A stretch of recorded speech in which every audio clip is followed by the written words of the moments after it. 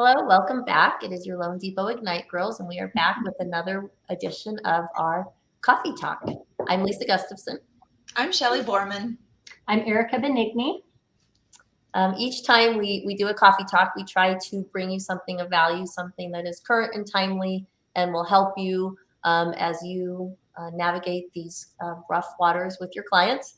So the question we're hearing a lot from our clients, and I'm sure you're hearing a lot from yours, and it's on the news, it's everywhere, right? Should I buy a house now or should I wait? Should I try to get in there before things go up farther, or should I wait and see what happens in the future? And so there's a lot that goes into that, and we'll go through some of the conversations you'll want to have with your buyers. But one thing to think about is you have to have some sort of housing. Most people, right, some sort of roof over their head. So yes, the cost of housing has gone up, interest rates have gone up, but rents have also gone up.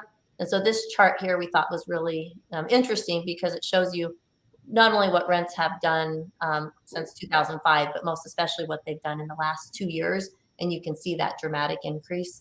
And really, as the cost of housing continues to go up, as the supplies that go into building a house go up, eventually that will lead to higher rent as well. So it's just always something to consider that you have to have some sort of housing.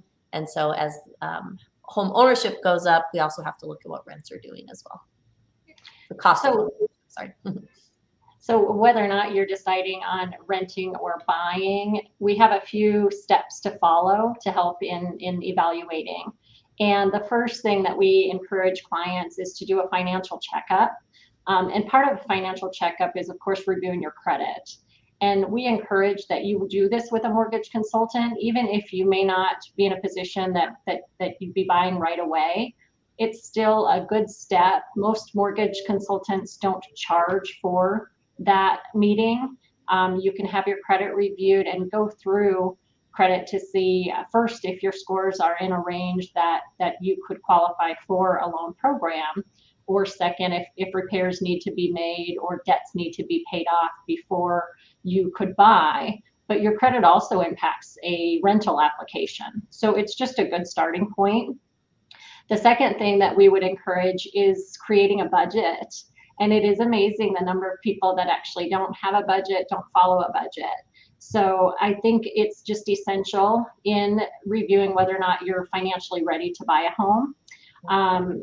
And what you want to do is actually look at your net income to your spending, not your gross income. You want to look at your take home and then how you're spending that. And a general rule of thumb is that 50% of your income should be allocated towards your necessities, towards your needs. So that would be housing, utilities, gas.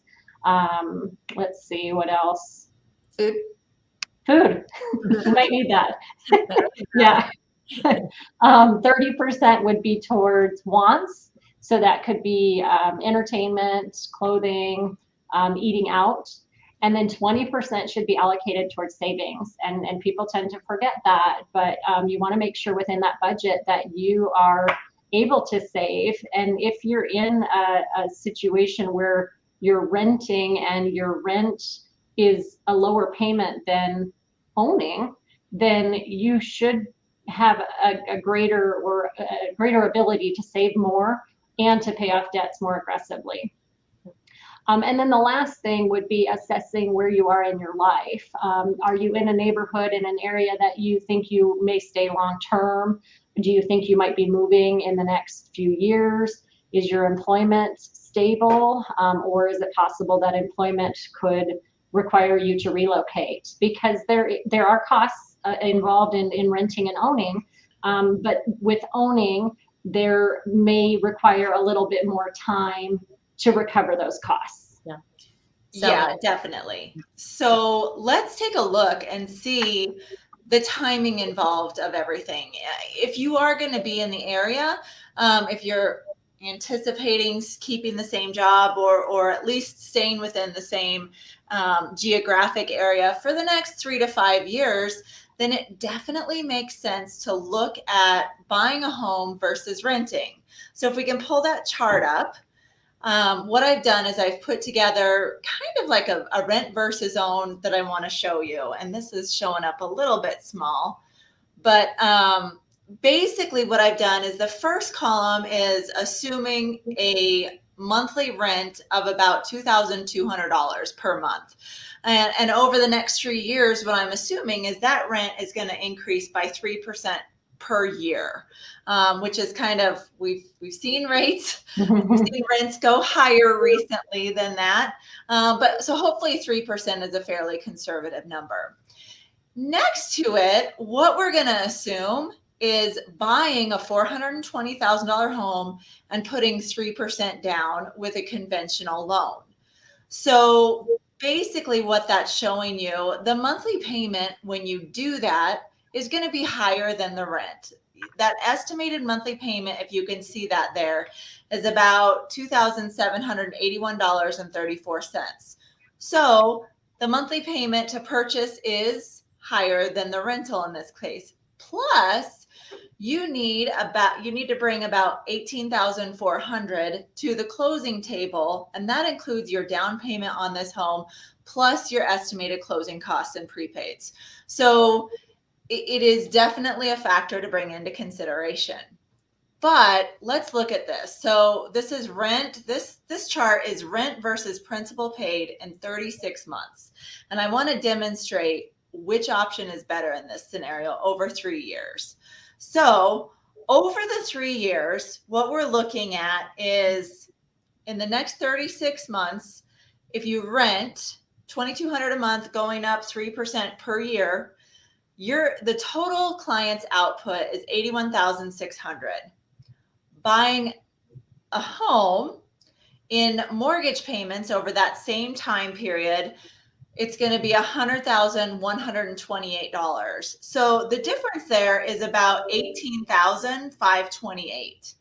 That's the difference. Plus, we know that there's another $18,400 that was the initial output. Okay, so all in, the buyer has over $36,000 into the deal at the end of 3 years. But in 3 years, let's say they go to sell the home. Instead of being worth $420,000, this home is now worth almost $480,000. So let's say they put it on the market for $480,000. With the sale, assuming 7% cost, so 6% commission and another 1% in costs, that's about $33,600. So taking that off the $480,000 purchase price, that is gross proceeds after that of about $446,400. The loan amount at the end of that time, because of that $100,000 that they've put in, they have paid some principal down on the loan balance. So the loan amount is now down to $389,990. So if you subtract that $389,990 from the $446,400, that is net proceeds after paying off the mortgage of over $56,000. It's actually $56,410, which is a 50% return on your $38,000 investment that you initially went into it with 3 years ago. That's a pretty good investment. Yeah. What appreciation rate did you assume? Great question. So I was assuming 4.5% appreciation per year. Last year alone, we saw about 18%. Yeah. So that's probably a conservative number. Right. Yep. Awesome. So I mean, I think what's important to point out is, in most cases, if clients can qualify, it's going to make sense for them to buy a home. But in all cases, we really need to have an honest conversation with our clients to help them make the best decision for them. Yeah. Well, and I think, the other side of that is there is a very emotional or intangible part of buying a home, especially in America. There is a very big pride in home ownership. The American dream generally involves owning a home, which I think is very important. You add stability to your, if you have children in schools, all of those things. You get appreciation, like you showed, tax advantages. We haven't even talked about the tax advantages that can come with home ownership. One of the big things is lifestyle, right? Like, what do almost everybody have, especially in Colorado? Dogs. A dog. It's pretty hard to have a dog in a rental, and if you want to have 2 or 3 dogs, or what have you. So lifestyle is really important. But you do lose some flexibility, right? You can't move as often. There's maintenance costs. So pros and cons to both, right? Every person is going to be different. I think just educating a potential home buyer on what home ownership looks like, the costs that go from year to year, if you needed to sell, this is what it would cost, all of those things just to help them really make an informed decision. And maybe, maybe some people will say, you know what, I need to wait a year to see if this or this and this in my life plays out, or, Right. get the promotion, do I not? Do we have this? Right. All of those things. So everybody's different, but And I would encourage people that are in that position, if you decide to step back and rent for a few months, then really focus on getting in a better position, saving, putting more money down, getting rid of all debt. So the only obligation that you have is the mortgage. All of that is going to help you to be in a better position when you are ready to buy. Right.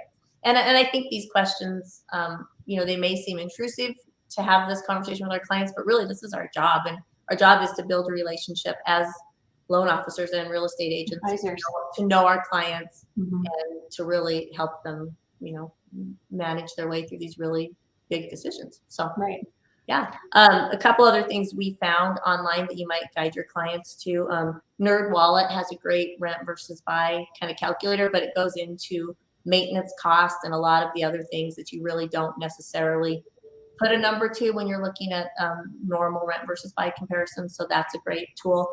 And then if you have clients, Chaffa has a home buyer education course. We have several mortgage insurance companies have them. So we can always guide your clients to these home buyer education courses that can kind of help them walk through the budgeting part and a lot of the stuff, just to give them a really solid foundation before they really dive into buying. So, And one thing I forgot to mention with the budget is there are so many resources that are provided through your bank accounts online, credit cards. A lot of them will automatically break out your spending for you.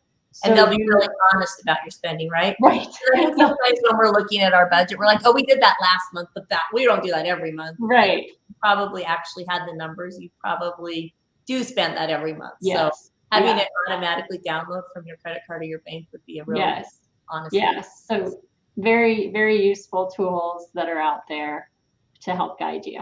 Yep. All right. So awesome. Thanks so much for joining us. And again, if you have any input, we'd love to hear it. If you have ideas for topics or things you'd like to have us share, we'd love to know that as well. But if not, until then, thanks so much for sharing with us, and cheers. Cheers. Cheers.